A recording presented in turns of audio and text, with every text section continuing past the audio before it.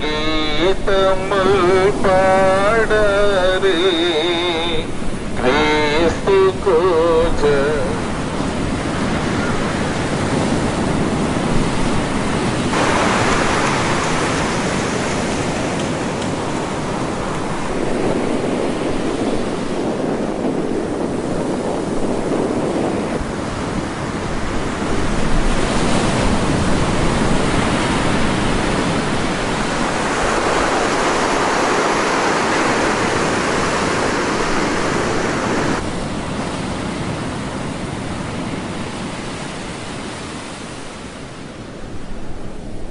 ఏంటి ఏదో బాధలో ఉంటున్నారు.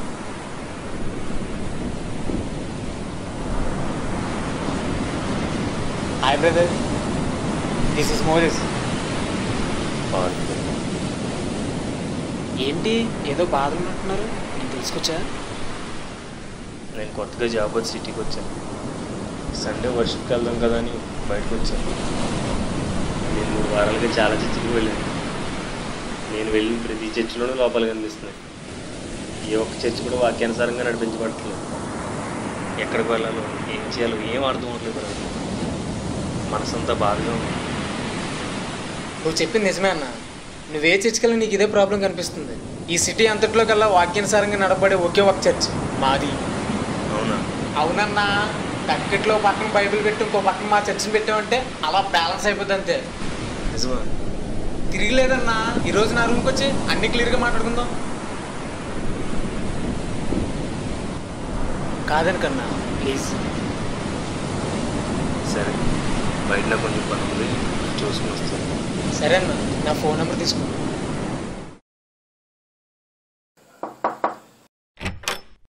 Brother, prize lot. రండి రండి. Prize lot brother. కూర్చోండి బ్రదర్. Thank you brother.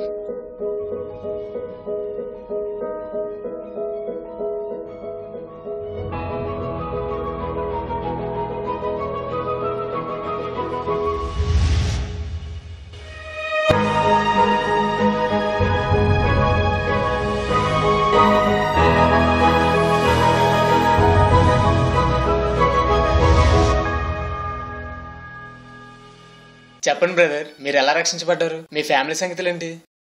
అవన్నీ తర్వాత మాట్లాడుకుందాం బ్రదర్. ముందు మీ చర్చ్ గురించి చెప్పండి. చెప్తాను బ్రదర్. మా పాస్టర్ గారు TV speaker, Bible college professor కూడా. మొన్నే రీసెంట్గా ₹1,00,00,000 పెట్టి పెద్ద చర్చ్ కట్టాం. మా చర్చికి 3,000 మంది వస్తారు. అంటే మీ చర్చ్ నియమావళి ఏంటి అని అడుగుతున్నాను బ్రదర్. 1 సంవత్సరం పాటు మీ చర్చిలో ఏమేమి జరిగిస్తారు, ఎలా జరిగిస్తారో తెలుసుకోవాలనుకుంటున్నాను. 1 సంవత్సరం పాటు మా చర్చిలో జరిగే విషయాలన్నీ చెప్తే మీకు గుర్తుంటాయో గుర్తుండవో? తీసుకోండి, రాసుకోండి.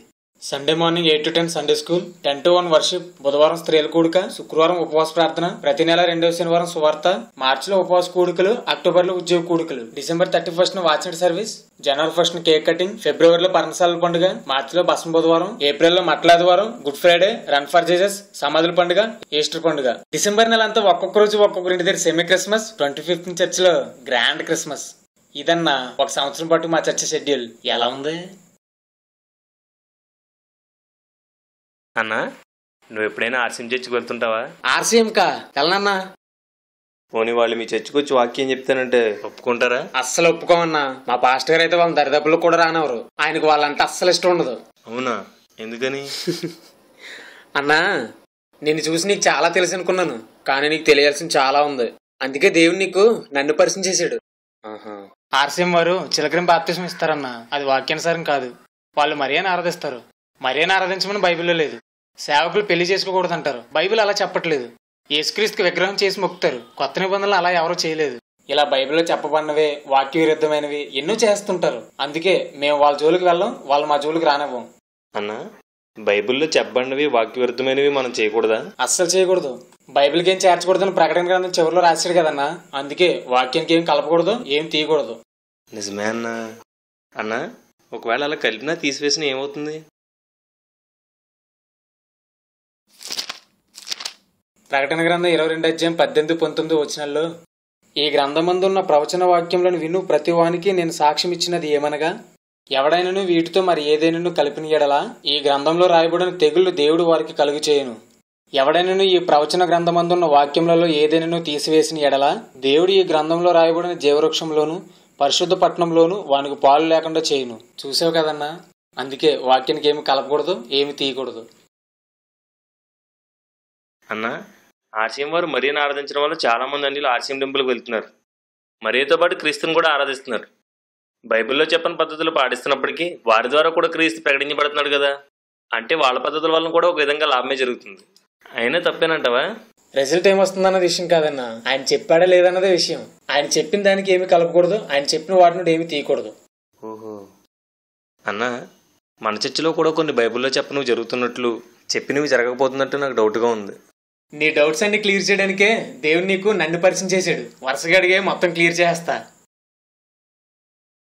అన్నా, సండే స్కూల్ ఎందుకు నడిపిస్తున్నారు? అది స్కూల్ కదన్నా, చిన్నపిల్లల వర్షిప్. బాలు నడవలసిన త్రోవను వారికి నేర్పించమని సామెతలు 22:6 చెప్తుంది. అందుకే మేము సండే స్కూల్ నడిపిస్తున్నాం. ఓకేనా? కరెక్టే అన్నా. ఆదివారం ఎందుకు ఆరాధిస్తున్నారు? అపోస్తుల కార్యాలు 27, 1 కొరింథీ 16:1, ప్రకటన 1:10 వచనాల ప్రకారం ఆదివారం ఆరాధించమని బైబిల్ చెప్తుంది. ఆదిమ సంఘం కూడా అలానే చేశారు.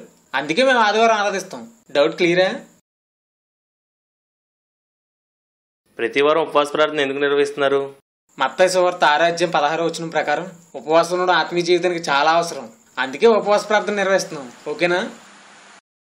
ఓకే. మీరు ప్రతి నెల సువార్త చేస్తున్నారు కదా. మార్కు సువార్త 16:15 వచనం ప్రకారం మనం సర్వలోకానికి వెళ్లి సర్వ సృష్టికి సువార్త ప్రకటించాలి. అందుకే మేము సువార్త చేస్తున్నాం. Okay, that's fine. ఉపవాస కూడికలు ఓకే, ఉద్యోగ కూడికలు ఓకే. చెప్పాను కదా, తక్కెట్లో పక్కన బైబిల్, ఇంకో పక్కన మా చర్చిని పెట్టామంటే అలా బ్యాలెన్స్ అయిపోద్ది అంతే. మరి డిసెంబర్ 31 నాడు ఎందుకు కూడుకుంటున్నారు? సమాజంగా కూడుకుంటూ మానవద్దని హెబ్రీ పత్రిక 10:24 రాయబడింది. సంవత్సరం అంతా కాల్చినందుకు అందరం కూడుకుని దేవుని కృతజ్ఞత చెప్పుకుంటాం. అది వాక్యానుసారమే కదా, అందులో తప్పే ఉంది. ఓకే. జనవరి 1న మీ చర్చిలో కేక్ వస్తారని అన్నావు కదా. జనవరి 1కే కాదన్నా, మా చర్చిలో చాలా మంది పుట్టినరోజు కూడా కేక్ వస్తారు. మా పాస్టర్ గారు కూడా పుట్టినరోజు జరుపుకుంటారు, కేక్ వస్తారు. చర్చిలో కేక్ కోయిచ్చా?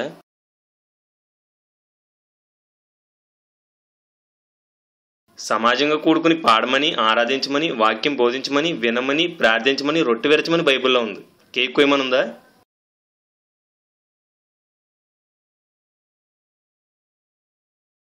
ఈ కేకులు, క్యాండిల్స్, అల్లరి, నవ్వులు, వీటితో దేవుని సంఘానికి సంబంధం ఏంటి? దాంట్లో అంత తప్పే ఉంది. తప్పప్పుల గురించి నేను మాట్లాడడం లేదు. అసలు దేవుని సంఘానికి కేక్ కటింగ్కి సంబంధం ఏంటని అడుగుతున్నాను. అంటే ఏదో సరదా కోసం. సరదానా? దేవుని సంఘంలో సరదాలా? సంఘం అంటే ఏంటో తెలుసా నీకు? దేవుడు తన స్వరక్తం ఇచ్చి లోకం నుంచి కొనుక్కున్నదే సంఘం. లోకం నుండి ప్రత్యేకించబడిన తర్వాత కూడా లోకస్తుల సరదాలేంటి? నిజమే కదా. అవును, మీ పాస్టర్ గారితో సహా మీ చర్చిలో చాలా మంది పుట్టినరోజులు జరుపుకుంటారు అన్నావు కదా. అసలు క్రైస్తవుడు పుట్టినరోజు జరుపుకోవచ్చా? పుట్టినరోజు అనేది కామన్ మ్యాటర్ కదన్నా. ఆహా, క్రైస్తవులు పుట్టినరోజు జరుపుకోమని బైబిల్ చెప్తుందా? ఆదాము నుండి అపోస్తలుడైన యోహాను వరకు దేవుని నమ్మిన భక్తులు ఎవరైనా పుట్టినరోజు జరుపుకున్నారా? లేదన్నా. పుట్టినరోజు వేడుకలు ఎవరు జరుపుకునేది నీకు తెలుసా? అసలు కేక్ కటింగ్ హిస్టరీ ఏంటో తెలుసా నీకు? ఆదికాండం 40:20 వచనం ప్రకారం పుట్టినరోజు వేడుకలు ఐగుప్తుల ఆచారం. మత్తయి సువార్త 14:6 వచనం ప్రకారం పుట్టినరోజు వేడుకలు కనాను ప్రాంతీయుల ఆచారం. ఒకసారి లేవియాకాండం 18:3 వచనం తీసేదు. మీరు నివసించుచున్న ఐగుప్తు దేశాచారంలో చొప్పున మీరు చేయకూడదు. నేను మిమ్మల్ని రప్పించుచున్న కనాని దేశాచారంలో చొప్పున మీరు చేయకూడదు. వారి కట్టడం బట్టి నడవకూడదు. ఇప్పుడు ఒకసారి ఎఫెసీ పత్రిక 4:17 వచనం కూడా తీసేదు.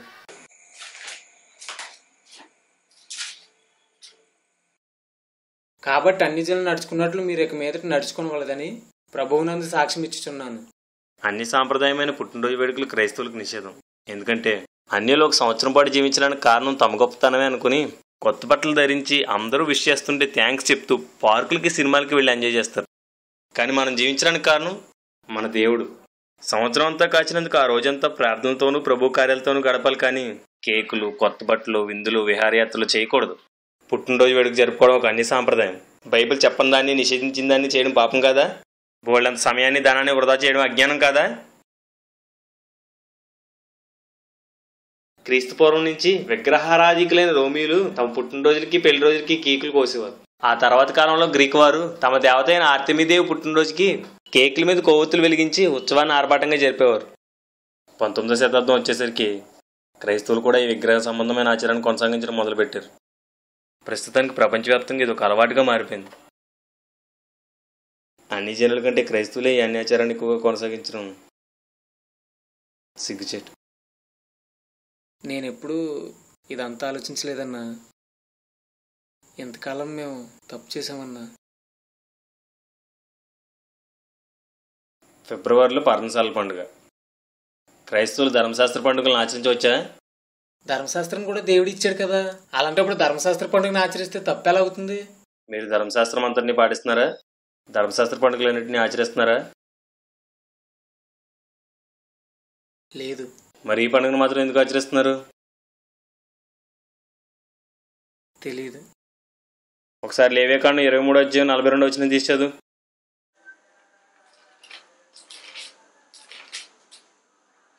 నేను ఐగుప్తు దేశంలో నుండి ఇశ్రాయేలీయులను రప్పించినప్పుడు వారిని పర్ణశాలలో నివసింపజేసినని మీ జనులు ఎరిగినట్లు 7 దినములు మీరు పర్ణశాలలో నివసింపవలను.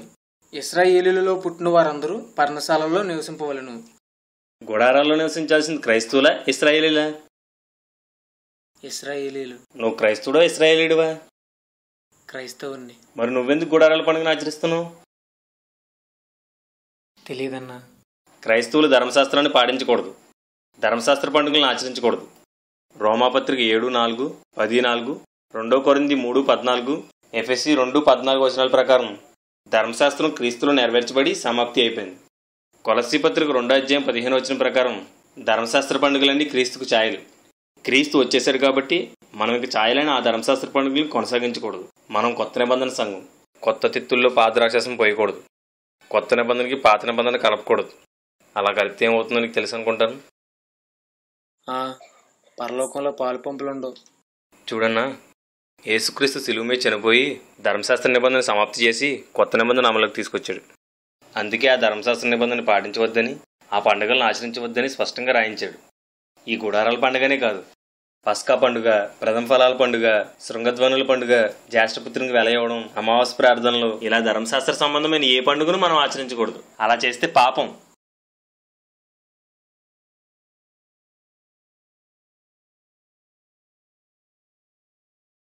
మార్చిలో భస్మ బుధవారం. అసలు భస్మ బుధవారం అనే మాట బైబిల్లో ఉందా? భస్మ బుధవారం చేయమని బైబిల్ చెప్తుందా? లేదు. మరి ఎందుకు ఆచరిస్తున్నావు? మీ దగ్గర బైబిల్ లేదా? దేవుడు చెప్పని చేస్తే నరకానికి వెళ్ళిపోతామని తెలిసి కూడా ఎందుకు పాటిస్తున్నావు? బూడితో నుదుటి మీద సిలువలు వేసుకుంటున్నారు. అన్యుల కంటే అజ్ఞానంగా ప్రవర్తిస్తున్నారు. ఉపవాసం చేయడానికి ఇదంతా అవసరమా? ఆదిమ సంఘం ఎలా చేసిందా? సొంత ఆచారాలు కల్పించుకుని వాటికి వింత అర్థాలు చెప్పుకుంటూ మనుషులు కట్టలే దేవుని సంఘానికి శిరస్సుగా మార్చేశారు. దేవుడు తన స్వరక్తం ఇచ్చి కొనుక్కున్న సంఘంపై సొంత ఆచారాలు రుద్దే హక్కు ఏ సేవకుడికి కానీ ఏ డినామినేషన్ కానీ లేదు. ఏదో అందరూ చేస్తున్నారు కదా అని చేసేస్తున్నాం. ఇది తప్ప ఒప్ప అని ఎప్పుడూ ఆలోచించలేదన్నా. ఏప్రిల్లో మట్లాదివారం. అన్నా, అది యేసుక్రీస్తు యెరూషలేములోకి వచ్చినప్పుడు అక్కడ వాళ్ళంతా ఖర్జూరపు మాటలతో స్వాగతం చెప్పారు కదా, దానికి గుర్తుగా మేము కూడా హోసన్నా హోసన్నా అంటూ స్ట్రీట్స్లో తిరుగుతాం. మట్లాదివారం చేయమని బైబిల్ చెప్తుందా? ఆదిమ సంఘం మట్టలు పట్టుకుని వీధుల్లో తిరిగారా? అన్నా, మట్లాదివారం ద్వారా మేము అన్యులకు సువార్త చేస్తాం. క్రీస్తు మళ్ళీ రాబోతున్నాడని 2వ రాకడను ప్రకటిస్తాం. దాని వలన సంఘానికి మేలే జరుగుతుంది కదా. రిజల్ట్ ఏమొస్తుందా అన్నది విషయం కాదు, ఆయన చెప్పాడా లేదా అన్నదే విషయం. దేవుడు చెప్పాడా? లేదు. మట్లాదివారం ద్వారా సువార్త చేస్తున్నాం అన్నావు కదా, వాక్యం చెప్పరు, సాక్ష్యాలు చెప్పరు, మట్టలు పట్టుకుని హోసన్నా హోసన్నా నడుచుకుంటూ వీధుల్లో తిరుగుతారు. అందులో సువార్త ఏముంది? మీరు చాలా సంవత్సరాల నుంచి మట్లాదివారం చేస్తున్నారు కదా, మట్లాదివారం ద్వారా ఒక్క ఇండియైనా రక్షించబడ్డా? లేదు. యేసుక్రీస్తు, అపోస్తులు, ఇతర శిష్యులు తమ జీవితకాలం అంతా సువార్త చేశారు, కానీ వారు ఎప్పుడు మట్టలు పట్టుకుని తిరగలేదు. వాళ్ళకు మీలా సువార్త చేయడం రాదంటావా? ఒకప్పుడు యెరూషలేములో జరిగిపోయిన సందర్భానికి ఆచారంగా జ్ఞాపకార్థంగా ఈ మట్లాదివారం జరుపుకుంటున్నారు. ఇదేం ఆచారం అని అడిగితే సువార్త రాకడా అంటూ తమ తప్పులు కప్పుచ్చుకోవడానికి ఏదో కొంక చెప్తున్నారు. అసలు ఈ భస్మ బుధవారం మట్లాదివారం ఎక్కడి నుంచి వచ్చాయో నీకు తెలుసా? తెలీదన్నా. అందరూ చేస్తున్నారని. అందరూ అంతే. వాళ్ళు చేస్తున్నారని వీళ్ళు, వీళ్ళు చేస్తున్నారని ఇంకొకరు. ఎవరి కోసం చేస్తున్నారో, ఎందుకు చేస్తున్నారో, ఎవరు చేయమన్నారో ఎవరు ఆలోచించట్లేదు. బైబిలు ఆచారాలు పాటించమందు. ఆదిమ సంఘం ఇవేవి చేయలేదు. క్రీస్తు శకం 390లో ఆర్సిఎం వారు మొదటిసారి లెండేసిని పెట్టి భస్మ బుధవారాన్ని మట్లాదివారాన్ని నిర్వహించారు. అప్పటికి క్రైస్తవులు ఎవరికి బైబిల్ గురించి తెలియదు కాబట్టి ఆర్సిఎం వారు ఏ ఆచారాన్ని పెడితే అందరూ అదే ఆచారాన్ని పాటించేవారు. అలా దేవుడు చెప్పని ఈ ఆచారాలు సంఘంలో ప్రవేశించాయి. ఇప్పటికి అందరూ వీటిని చేసేస్తున్నారు. మట్లాదివారాన్ని భస్మ బుధవారాన్ని ఆర్సిఎం వారు ప్రవేశపెట్టారా? చా, మేము ఆర్సిఎంని బహిష్కరించామని భ్రమపడుతూ ఆర్సిఎంని అనుసరించేస్తున్నావా? నేను చెప్తున్నది ఆర్సిఎం వారి కోసం కాదు. భస్మ బుధవారం, మట్లాదివారం ఇవన్నీ మనుషులు పెట్టిన కట్టలు, దేవుని సంఘానికి మనుషులు కల్పించిన ఆచారాలు. వాటిని అనుసరించి వారి ఆరాధన స్వీకరించబడదు. దేవుని వాక్యానికి ఎవ్వరు ఏం కలిపినా దేవుడు వారిని నిర్దోషిగా ఎంచడు. Good Friday. గుడ్ ఫ్రైడే ఏంటి? అది యేసుక్రీస్తు సిలువ వేయబడిన రోజన్నా. యేసుక్రీస్తు ఏప్రిల్ 4 చనిపోయడానికి రుజువులు ఎక్కువ ఉన్నాయి. ఏ తారీఖైనా సరే 6 లేదా 7 సంవత్సరాలకు ఒక్కసారి మాత్రమే శుక్రవారం వస్తుంది. సో మీరు జరుపుకుంటున్న గుడ్ ఫ్రైడే యేసుక్రీస్తు చనిపోయిన తారీఖు కాదు. యేసుక్రీస్తు కావాలనే పస్కా పండుగ రోజున చనిపోయాడు. పస్కా పండుగ 9 సంవత్సరాలకు ఒక్కసారి మాత్రమే శుక్రవారం వస్తుంది. సో మీరు జరుపుకునే గుడ్ ఫ్రైడే పస్కా పండుగ రోజున కూడా కాదు. సంవత్సరానికి 52 శుక్రవారాలు వస్తాయి కదా, మరి ఏ ఆధారంతో మీరు జరుపుకునే గుడ్ ఫ్రైడే రోజున యేసుక్రీస్తు చనిపోయాడని చెప్తున్నారు? అంటే ప్రపంచవ్యాప్తంగా పలానా రోజున గుడ్ ఫ్రైడే జరుపుకోమని ఎవరో డిసైడ్ చేస్తారంట. ఆ రోజున అంతా జరుపుకుంటారు. అదే ఆ డిసైడ్ చేసేది ఎవరు అని అడుగుతున్నాను. తెలీదన్నా. క్రీస్తు శకం 325లో జరిగిన నైసియా కౌన్సిల్లో ఈస్టర్కి ముందు వచ్చే శుక్రవారం రోజునే యేసుక్రీస్తు సిలువ వేయబడిన దినంగా జరుపుకోవాలని ఆర్సిఎం వారు నిర్ణయించారు. అప్పటి నుంచి ఇప్పటిదాకా వారు పెట్టిన నియమాన్ని బట్టే గుడ్ ఫ్రైడే నిర్ణయించబడుతుంది. గుడ్ ఫ్రైడే జరుపుకోమని బైబిల్ చెప్పడం లేదు. గుడ్ ఫ్రైడే ఎప్పుడు జరుపుకోవాలో ఆదిమ సంఘం నిర్ణయించలేదు. అది మనుషులు పెట్టిన ఆచారం, మనుషులు చేస్తున్న నిర్ణయం. దేవుని వాక్యాన్ని విడిచి మనుషుల పారంపర్య ఆచారాలు చొప్పున నడిచి వారు నశించుదురని బైబిల్ చెప్తుంది. మరి మీరు చేస్తున్నదేంటి? Run for Jesus. ఎవరు పెట్టారు దీన్ని? మనుషులా, దేవుడా? మనుషులు. ఎందుకు అలా పరిగెడుతున్నారు? అది క్రీస్తు పునరుద్ధానాన్ని ప్రకటించడానికన్నా. పునరుద్ధానాన్ని ప్రకటించడానిక? అమ్మాయిలు జీన్లు టీషర్ట్లు వేసుకుని వీధుల్లో పరిగెడతా ప్రకటించాలా పునరుద్ధానాన్ని? అమ్మాయిలు అబ్బాయిలు కలిసి రోడ్ల మీద డ్యాన్సులు వేస్తూ ప్రకటించాలా పునరుద్ధానాన్ని? బైకుల మీద తిరుగుతూ కేకలు విజిల్స్ వేసుకుంటూ ప్రకటించాలా పునరుద్ధానాన్ని? ఇదా పునరుద్ధానాన్ని ప్రకటించే పద్ధతి? ఎవరో పాపులర్ అవ్వాలని రన్ ఫర్ జీసస్ అని పెడితే కనీసం కూడా ఆలోచించకుండా పాస్టర్ల విశ్వాసాలను తేడా లేకుండా రోడ్ల మీద పరిగెడుతున్నారు. క్రీస్తులను నడవమని బైబిల్ చెప్తుంది, కానీ క్రీస్తు కోసం పరిగెట్టమని చెప్పడం లేదు. క్రీస్తు కోసం పరుగు, ఆ పేరేంటి? దానికి ఏమైనా అర్థం ఉందా? దానివల్ల ఉపయోగం ఏమైనా ఉందా? అదో సరదా, అదో ఎంటర్టైన్మెంట్ అంతే. ఇది సంఘం. ఇక్కడ ప్రభునందు సంతోషించడం ఉంటుంది, కానీ పరుగులు పెట్టి సంతోషించడం ఉండదు. ఎవరి సంగతి ఎందుకన్నా, మా యూత్ అంతా కూడా రోడ్ల మీద గోల్ చేస్తూ ఆ రోజున ఎంజాయ్ చేసాం. మేమేం చేస్తున్నాం ఆలోచించలేదు. ఇప్పుడు ఆలోచిస్తుంటే చాలా పెద్ద తప్పు చేసామనిపిస్తుంది. సమాధుల పండుగ ఇచ్చేయమని బైబిల్లో లేదు. అయినా సరే సమాధులు కడిగి పువ్వులు కొవ్వొత్తులతో అలంకరిస్తున్నారు. అసలు సమాధుల పండుగ ఎందుకు చేస్తున్నారు చెప్పగలవా? క్రీస్తు పునరుద్ధానాన్ని ప్రకటించడానికి. క్రీస్తు పునరుద్ధానాన్ని ప్రకటించాల్సింది సమాధులకా, సమాజానికా? అది క్రీస్తు పునరుత్థానుడైనప్పుడు కొందరు స్త్రీలు శిష్యులు సమాధి దగ్గరికి వెళ్ళారు కదా, దాన్ని గుర్తు చేసుకుంటూ మేము కూడా వెళ్తున్నాం. క్రీస్తు 3వ దినాలు లేస్తానని చెప్పినా నమ్మని అవిశ్వాసులే సమాధుల దగ్గరికి వెళ్ళారు. అందుకే ఆ తర్వాత ప్రభు వారి అవిశ్వాసం బట్టి వాళ్ళని గద్దించాడు. నువ్వు విశ్వాసివా, అవిశ్వాసివా? నీతిమంతులు జ్ఞాపకం చేసుకోమని బైబిల్ చెప్తుంది కదా, వాళ్ళని జ్ఞాపకం చేసుకోవడానికి అక్కడికి వెళ్తున్నాం. వాళ్ళ కోసం ప్రార్థన కూడా చేస్తున్నాం. చనిపోయిన వారిని జ్ఞాపకం చేసుకోవడానికి సమాధుల దగ్గరికి వెళ్ళాలా? పైగా ఆ రోజే ఎందుకు వెళ్ళాలి? ఒక వ్యక్తి చనిపోగానే అతను పాతాళానికో పరదేశకు వెళ్ళిపోతారు కదా, ఇంక సమాధుల దగ్గరికి వెళ్ళి ప్రార్థించే వాళ్ళ లాభం ఏంటి?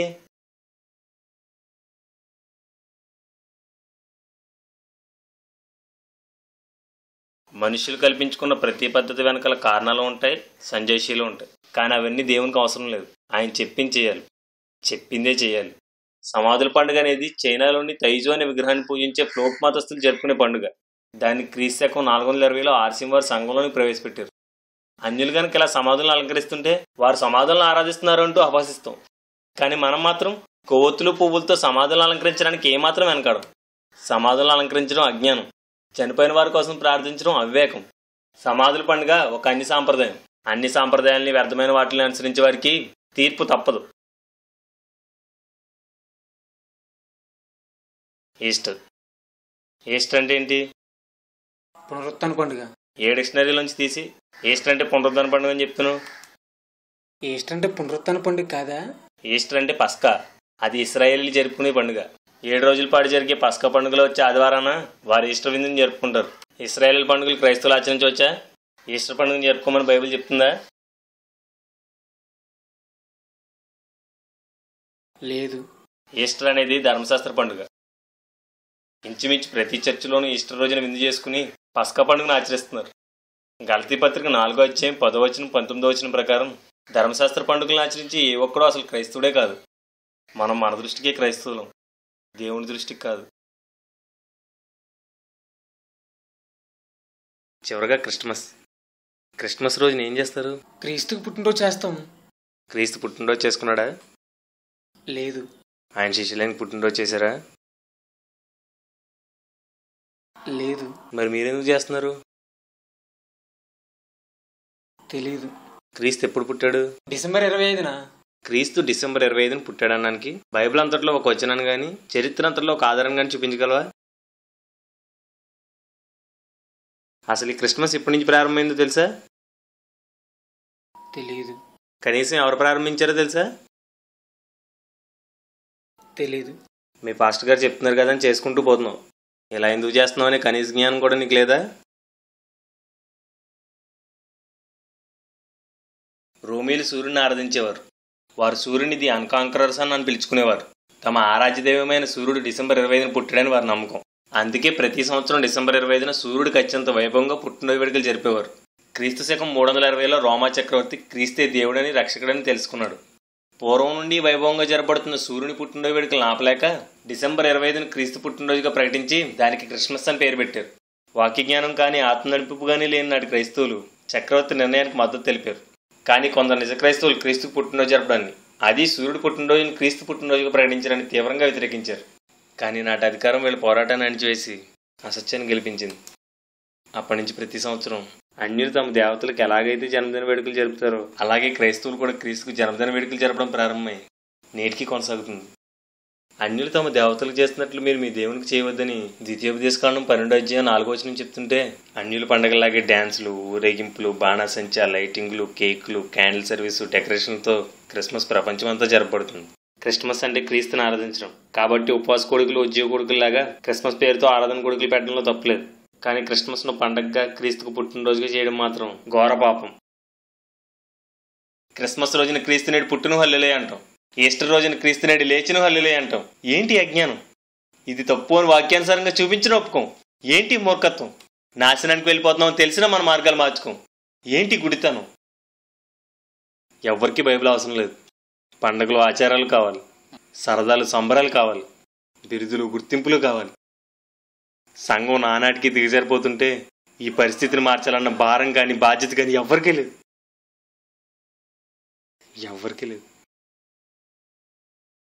తక్కెళ్ళు ఒక పక్కన బైబిల్, ఓ పక్కన మీరు చర్చేస్తే బ్యాలెన్స్ అయిపోద్ది అన్నావు కదా, ఇప్పుడు చెప్పగలవా ఆ మాట? నేను ఎప్పుడూ బైబిల్తో మా సంఘాన్ని పోల్చుకోలేదన్నా. లేదన్నా, బైబిల్కి మా సంఘానికి పోలిక లేదు. మేము బైబిల్కి చాలా కలిపేశాం. మాకు నరకం తప్పదు. మీరే కాదు, ఇంచుమించు ప్రతి చోట ఇంతే. బైబిల్ చెప్పని విన్న సంఘానికి కలిపేసి క్రీస్తు మార్గాన్ని మతంగా మార్చేశారు. బైబిల్ చెప్తున్న ప్రేమ పరిశుద్ధతను వదిలేసి బైబిల్ చెప్పని పండుగలు ఆచారాలు చేసుకుంటూ పోతున్నారు. క్రీస్తుని ప్రకటిస్తూ క్రీస్తు మార్గాన్ని మూసేసి మతంలో జీవిస్తూ మార్గంలో ఉన్నాను భ్రమపడుతూ సంఘం అంత గుట్టిగా సాగిపోతుంది.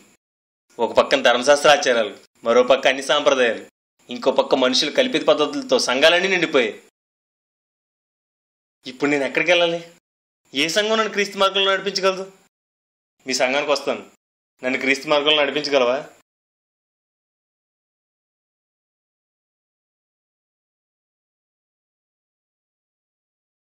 నా బాధ ఏంటని అడిగావు కదా, ఇదే నా బాధ. దాన్ని నువ్వు తీర్చలేవు. బాయ్. అమ్మా,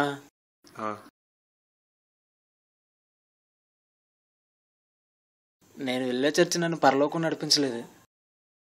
ఇప్పుడు నేనేం చేయను? ఈ చర్చికి వెళ్ళడం మానేసి ఏదైనా మంచి చర్చికి వెళ్ళమంటావా? ఒకప్పుడు నువ్వు లోపాలతో ఉంటే నీ సంఘం నీకు సువార్త చేసి నీ లోపాలు సరిచేసింది. ఇప్పుడు నీ సంఘం లోపాలతో ఉంది. ఆ లోపాలను సరిచేయాల్సిన బాధ్యత నీ మీద ఉంది. పోరాడు. నీ సంఘాన్ని వ్యర్థమైన వాటి నుంచి విడిపించు. దేవుడు నీకు సహాయం చేస్తాడు. ఒకసారి మీ సంఘాన్ని ఇతర సంఘాలతోనూ ఇతర శాఖలతోనూ కాక బైబిల్తో పోల్చండి. లోపాలు కనిపిస్తే కప్పిపుచ్చుకోకండి. ఏవో కారణాలు చెప్పుకుని మిమ్మల్ని మీరు మోసం చేసుకోకండి. ఇప్పటికే అనేక సంఘాలు ఆటలు, ఆచారాలు, సరదాలు, సాంప్రదాయాలు, పండుగలు, మనుషుల కట్టడలతో నిండిపోయి నరకానికి పరుగులు పెడుతున్నాయి. దేవుడు తన స్వరక్తం ఇచ్చి సంపాదించుకున్న సంఘాన్ని కాపాడే బాధ్యతను దేవుడు మనకు అప్పగిస్తే అన్యులకు సువార్త చేసే పనిలో పడిపోయి సంఘం ఏమైపోతుందో ఎవరూ పట్టించుకోలేదు. చివరికి సంఘం శిథిలమై క్రీస్తు మార్గం మరుగై తీర్పు దేవుని ఇంట నుండే ప్రారంభమయ్యే పరిస్థితి సంభవించింది. నేటికైనా మేల్కొందాం. మన సంఘాల్లో ఉన్న వాక్యవిరుద్ధ క్రియలపై, వ్యర్థ ఆచారాలపై పోరాడదాం. మన సంఘాన్ని సత్య మార్గంలో నడిపించుకుందాం. దేవుడు మనకు తోడుగా ఉన్నాడు. వందనాలు.